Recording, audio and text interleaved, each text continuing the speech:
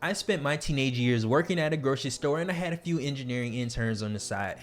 But if I knew then what I know now, I would have a few more commas in my bank account. My name is Darius. And I'm Carmen. And Darius was working internships and had a job. I, on the other hand, was running because my goal was to get a scholarship. And so my parents told me that my job was running at that time. Mm-hmm. But knowing that we both came from different backgrounds, we want to share this information with you because we have a conclusion that we think would be very helpful to teenagers and parents of teenagers so that you all can understand how to teach and how to learn about money from an early age. Mm-hmm. So stick around to the very end of this video because we have some really important points that we want to make sure that we cover.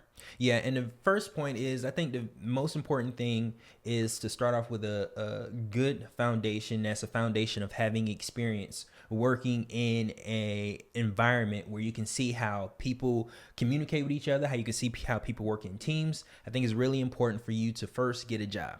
Mm-hmm. Now, no matter where that job is, the focus isn't going to be on the money. The focus is on the experience. Yeah. So I think the first thing you need to do is get a job. And sometimes I think it's easier said than done because I know when I was younger and I had a job, I wasn't worried about what was happening around me. I was just trying to check in or clock in so that I could get those funds. Right. But what I would say is, and the reason why we say get a job and or get some sort of experience being an internship or whatever it is start understanding business yes. From the sense of what is your boss doing? What are your coworkers doing? What are their responsibilities? How much time are people spending on the job? What does everyone else have to do to make sure that the goals are met for the business? It's so much more than you just showing up and doing your work and being done with it. Understand how this all, how the team comes together and how everyone has a certain role in order to make sure that the business can make money so that they can pay you. Right. Think about those things. And the reason why we feel like this is important, Darius was already doing that. I didn't have a job until my mid-20s. But what I did learn from the athletic world is the importance of team and the importance of goal setting and investing in yourself and training and being diligent with something. So what I would say is being able to take that information to a job really educated me in understanding that I have a certain role and whatever I do will affect what everyone else is doing. Right. Now, the really nice thing about having a job is that you can get paid. Yeah. Now, what you do with that money is the second thing that we're going to discuss, and that is you need to open up a bank account. Mm-hmm. And not just any bank account. You want to make sure that bank account doesn't have any fees associated with it, because when you go to a bank, there are a ton of different products that they can offer you. Some you may need a minimum amount of money, and some you don't. Some charge you fees for not having that minimum amount, and some don't. What you want to do is make sure that your very first bank account is an account that doesn't have any monthly fees, because I assume if it's your first job while you're working in school or you just finished up school, it may not be a lot of money, and you want to keep all those fees in your pocket and not with the bank. So to put some perspective to this, when you go to the bank and you try to open up an account, the bank teller or the employee there might be trying to show you a brochure possibly mm-hmm. of the different accounts that they have. So then you need to determine what account makes the most sense for you. And hopefully that's the one that isn't going to be expensive for you. Now, when we say fees, we mean the bank is going to come call you and or just take money from your account because you're holding your money with them. That's the cost of doing business, what people say. So they're going to charge you a certain amount of money for just using them as a storage facility for you to park your funds there. Mm-hmm. So what you want to do is make sure that when you're signing up for a bank account, again, check the fine print, check every detail, and make sure that you ask that bank teller 72 times what fees are involved with this bank account. And, you know, what do I need to know about this bank account? Because what we did early on, we messed up. We didn't understand that there were fees, and the bank was charging us money to have this bank account, and it was taking away from our income, and we didn't know what the problem was. So that's why we want to give you this information up front so you know. Right. Now, when you open up that bank account, what I want you to do is have one checking account and one savings account. And the reason why this is so important is because your checking account is going to be for your everyday, when you go to the store and you want to buy some ice cream, or if you want to buy something at a fast food restaurant, that's going to come from your checking account. New sneakers, new iPhone, whatever you decide to purchase is going to come from your checking account. Your savings account, on the other hand, is going to be a little different. This is where you're going to pay yourself first. Yeah.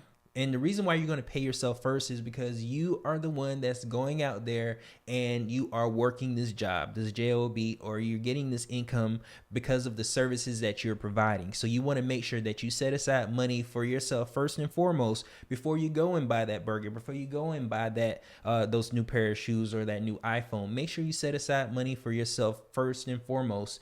And what you want to do is make sure you have a goal for how much money you want to have in that savings account, so that in the event that you want a new iPhone or a new computer, you have the funds there so that you can use and not worry about the next thing, which is debts. So it is important, and I'm glad that you brought this up, the difference between the accounts that the banks will give you.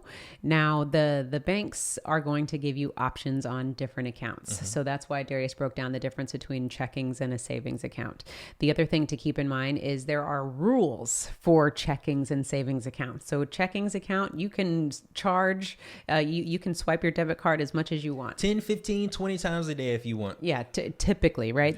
I'm sure the bank might tell you differently, but you can use the account more freely.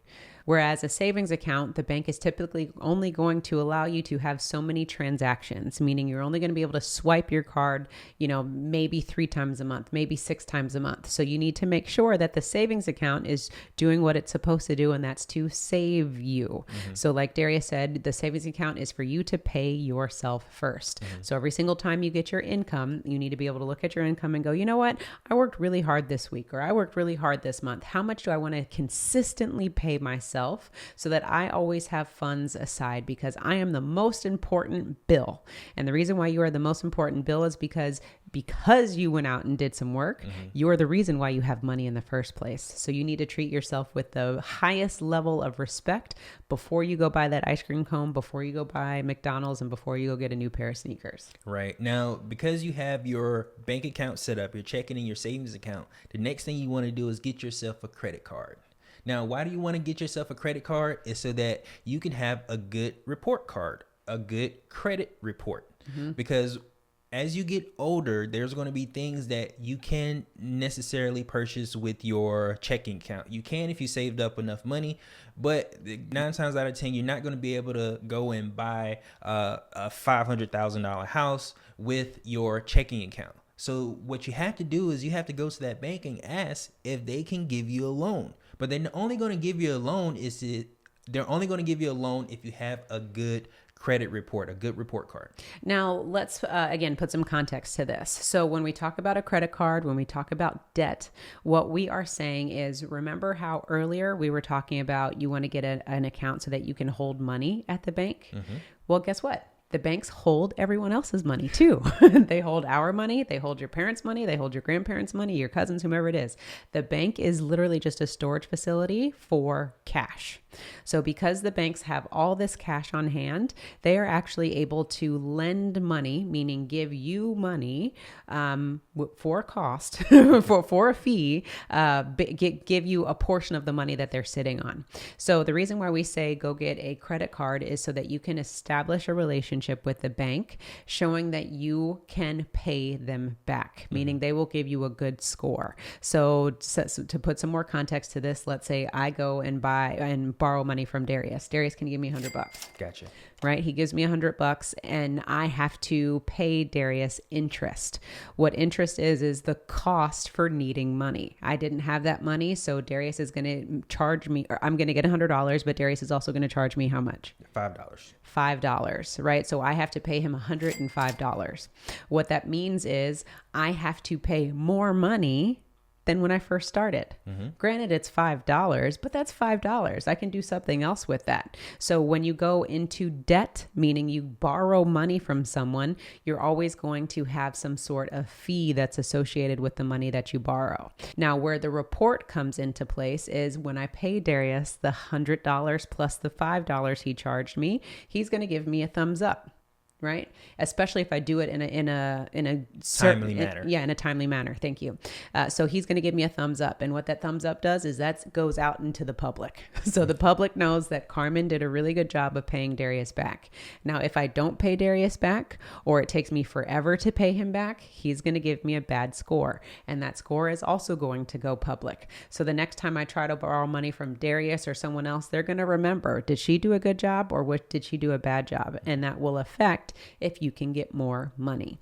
So that's why we're saying for you to establish credit now, because you want to get a good relationship sooner than later, so that as you get older and you will need to buy higher ticket items, you already have that relationship started.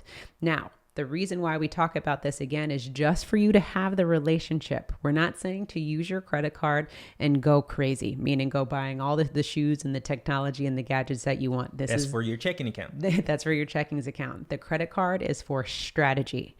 And strategy meaning I'm going to use my credit card for this one purchase. I know I have the funds to pay it back, plus the interest, the fee that they're going to charge me. And I'm going to do it in a timely manner. I'm going to do it back in a month. I'm going to pay all that money back in a month so that I can then show the bank, hey, I borrowed the funds and I gave it back. Mm-hmm. And sorry, one more thing.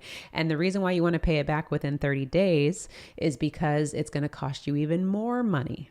Every single month that you do not pay your loan back, it's going to cost you more and more and more money, which is why we want you to get rid of that balance, the money that's owed, as quick as you possibly can. Right. That's exactly what I was going to say, is to avoid high interest credit cards as much as you possibly can. And the way you can do that is you pay your balance off at the end of every single month.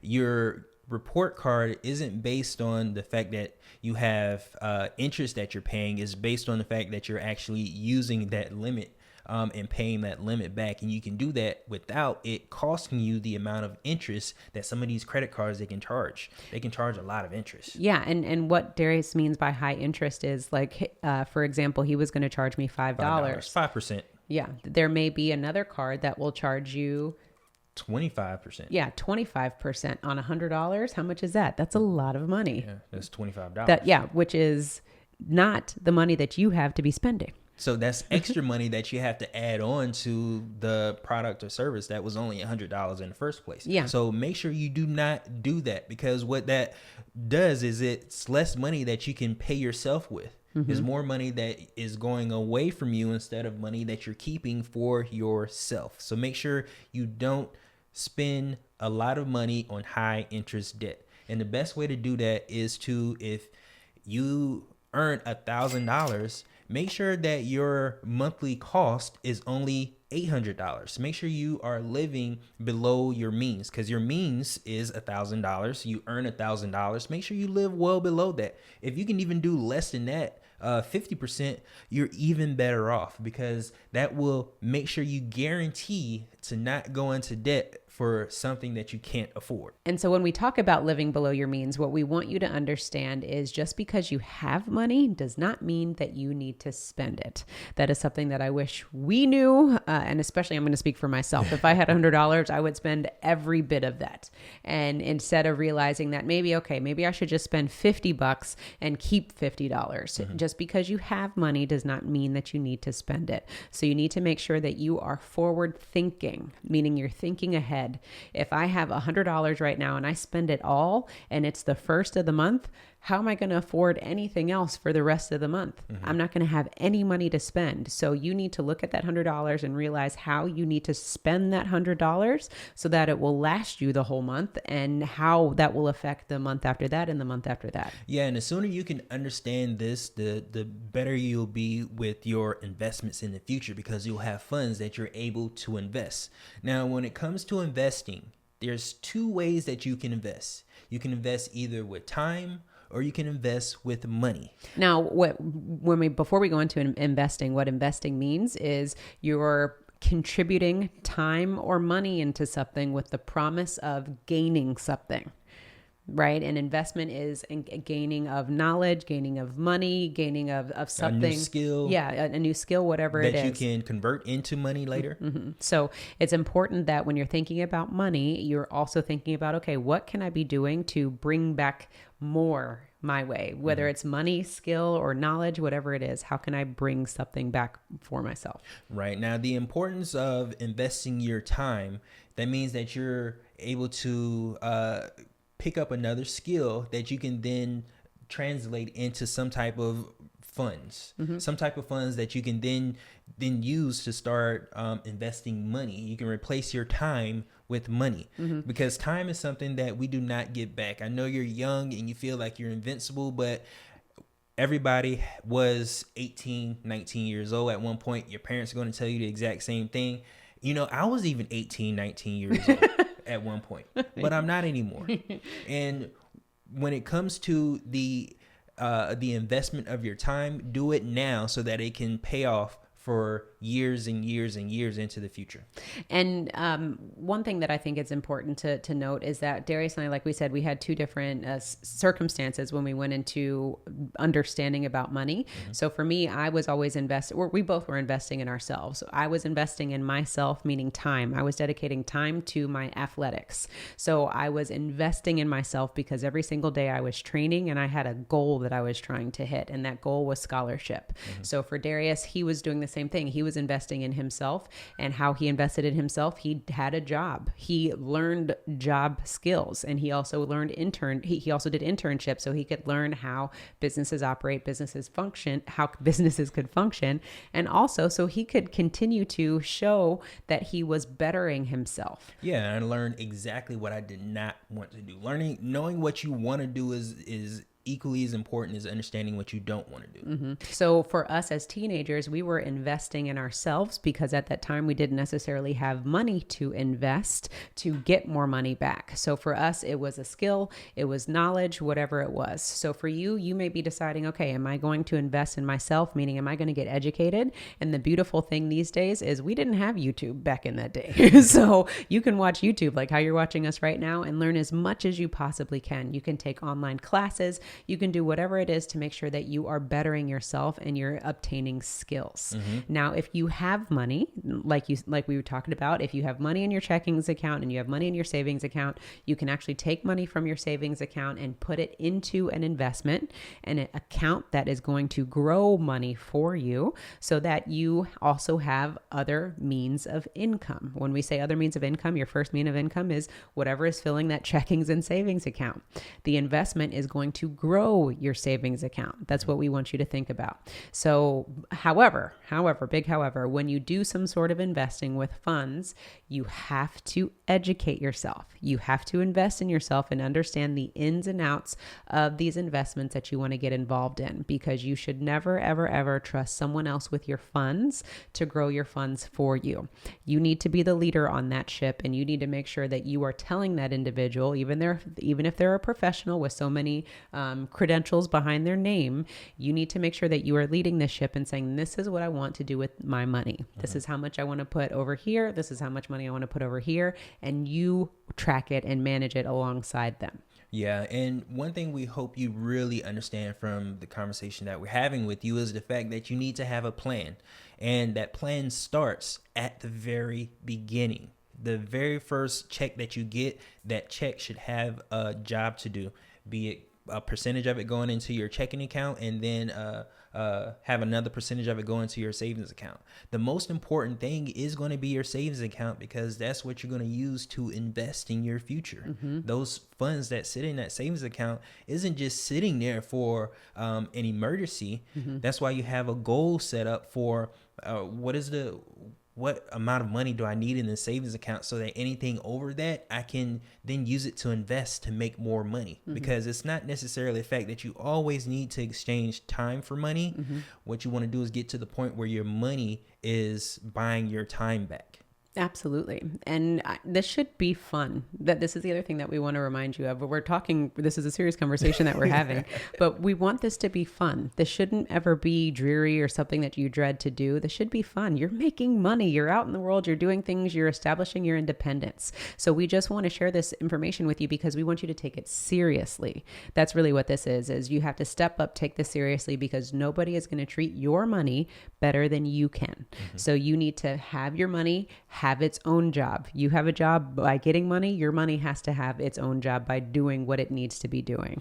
So always think about that when you start earning money. That's things that we didn't know, but now that we know our money has a job, it's doing something, and making sure, like we said, that you're saving money. You're not spending too much money. You're keeping money in your checkings account.